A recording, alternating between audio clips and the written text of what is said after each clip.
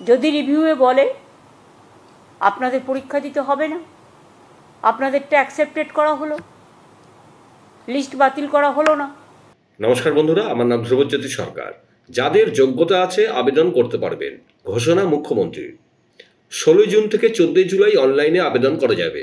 হাতে সময় রেখে 14 জুলাই অনলাইনে আবেদনের শেষ দিন। রিভিউ পিটিশনের সময় রেখে 15 নভেম্বর প্যানেল প্রকাশ। রিভিউ পিটিশনে কিছু না হলে নভেম্বরের মধ্যেই কাউন্সিলিং। 24,203টি পোস্টে নিয়োগের জন্য বিজ্ঞাপন দেওয়া হবে। সুপ্রিম কোর্ট যেহেতু ডিসেম্বর পর্যন্ত কাজ চালাতে বলেছে, তাই চালিয়ে যান, ঘোষণা মুখ্যমন্ত্রীর। আমি পরিষ্কার বলবো যে দেখুন, এটা আমরা করতে বাধ্য হচ্ছি, আমাদের করার যে ইচ্ছে ছিল মন থেকে তা নয়। আমরা চাই চাকরি হারারা সকলে চাকরি ফিরে পাক, যারা প্রথম দিন থেকে আমরা বলেছি আপনাদের সাথে আছি। এবার অনেকে ইন্ডিভিজুয়াল চলে গেছে, তারাও গিয়ে কখনো কখনো কোর্ট থেকে অনেক নেগেটিভ রিপোর্ট চলে আসছে, কিন্তু আমরা সেটা করব না। সেটা করতেই পারে, এটা তাদের অধিকার, যে কোনো কেউ যেতে পারে। কিন্তু আমরা রাজ্য সরকারের পক্ষ থেকে যখন করি, তখন পুরো রাজ্যটাকে নিয়ে করতে হয় এবং সবার স্বার্থটা আমাদের দেখতে হয়। তাই পরিষ্কার করে বলছি, ম্যাটারটা খুব সেন্সিটিভ। প্রেস মিডিয়াকে আমি অনুরোধ করব যে আপনারা দয়া করে কোনো কথা, কোনো লাইন আমাদের ডিস্টর্ব করবেন না এবং নেগেটিভ এবং ন্যারেটিভ দেবেন না। কারণ আমরাও কিন্তু সবটা রেকর্ড করে রাখছি, কারণ সুপ্রিম কোর্ট এটা আমাদের পেশ করতে হতে পারে। সুপ্রিম কোর্টের যেহেতু অর্ডার আছে 31 মের মধ্যে করতে হবে, আমরা এতদিন ধরে অপেক্ষাই করছিলাম। অর্ডার তো বেরিয়েছে অনেক দিন আগে, প্রায় অ্যাবাউট 2 মান্থস হবে। 3 এপ্রিল 17 এপ্রিল, তাহলে প্রায় অনেক দিন হয়ে গেছে। কিন্তু আমরা কোনো অ্যাকশান নিচ্ছিলাম না। আমরা ওয়েট করছিলাম যে এর মধ্যে হয়তো রিভিউ যেটা আমরা করেছি রাজ্য সরকারের থেকে, সেটা হয়তো আলোচিত হবে এবং তার পরিপ্রেক্ষিতে যে আদেশ কোর্ট দেবেন তাতে হয়তো চাকরি প্রার্থীদের পক্ষেও হতে পারে। ফলে আমরা অপেক্ষা করছিলাম, কারণ আমরা বলেছি যে চাকরি প্রার্থীদের চাকরি আমরা খেতে চাই না। কিন্তু যেহেতু এখনো রিভিউটা হয়নি, কারণ রিভিউ পিটিশন পেন্ডিং আছে এবং কোর্টে গরমের ছুটি পড়ে গেছে, অথচ আমাদের হাত বেঁধে দেওয়া হয়েছে 31শে মের মধ্যে করতে হবে, নোটিফিকেশন করতে হবে। তাই বাধ্য হয়ে আমি জানাচ্ছি, দুটো প্রসেসই আমাদের চালু থাকবে। একটা হচ্ছে সুপ্রিম কোর্টের অর্ডার অনুযায়ী আমরা 31শে মের মধ্যেই সুপ্রিম কোর্ট যে অর্ডারটা দিয়েছে সেটা নোটিফিকেশন করব।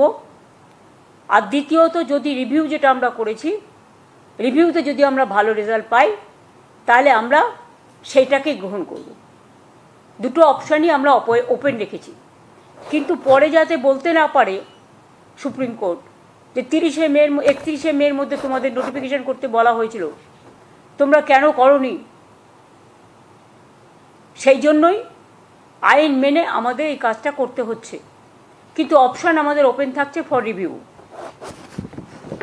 আমরা যেহেতু 31শে মের কথা বলা হয়েছে, তাই আইনজ্ঞদের সাথে কথা বলে সবার সাথে আলোচনা করে issue of advertisement and file affidavit, যেহেতু 31শে মে লাস্ট ডেট করেছে আমাদের, 30শে মে কিন্তু এটা আমাদের করতে হবে। অ্যাডভার্টাইজমেন্টটা আমাদের করতে হবে 30শে মে, কারণ যেহেতু 31শে মে মধ্যে করতে বলেছে। তাহলে আমরা অ্যাডভার্টাইজমেন্ট করব। আমি কিন্তু আবার বলছি, অপশান কিন্তু ওপেন আছে রিভিউয়ের জন্য। রিভিউয়ে যেটা বলবে আমরা সেটাই মানব। এখন যেহেতু হাতে কোনো উপায় নেই বলে আমরা এটা করছি, যেহেতু সময়, টাইম ইজ রানিং আউট। তাহলে issue of advertisement and file affidavit 30শে মের মধ্যে আমাদের করতে হচ্ছে, যতক্ষণ রিভিউ না হচ্ছে। কমেন্সমেন্ট অফ অনলাইন অ্যাপ্লিকেশন, এটা টাইম দেওয়া হয়েছে 16 জুন পর্যন্ত। মানে যারা অনলাইনে অ্যাপ্লিকেশন করতে পারবেন 16ই জুন পর্যন্ত। Last date of online application 14ই জুলাই করা হয়েছে, হাতে সময় রাখা হয়েছে, যাতে রিভিউ হতে যদি টাইমটা বেশি লাগে সেই জন্য আমরা ইচ্ছা করেই 2 মাস হাতে টাইম রেখেছি। পাবলিকেশন অফ প্যানেল আমরা 15ই নভেম্বর করেছি, কারণ আমাদের ডিসেম্বরের মধ্যে করতে বলেছে। আর কাউন্সেলিং যেটা কমেন্সমেন্ট হবে সেটা 20শে নভেম্বর। আমরা চাইছি নভেম্বরের মধ্যেই, যদি রিভিউতে কিছু বিচার না হয় তাহলে আমরা নভেম্বরের মধ্যেই কাউন্সেলিং করে টোটালটা করে দেব।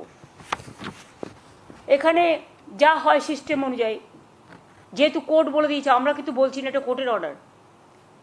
Written test, scrutiny, challenge, result publication, interview etc. shall be completed in the meantime. বন্ধুরা, ভিডিওটি ভালো লাগলে দয়া করে লাইক শেয়ার করে দেবেন, আমাদের পেজটা ফলো করে নেবেন, আর আপনার মতামত কমেন্ট করে অবশ্যই জানান। ধন্যবাদ।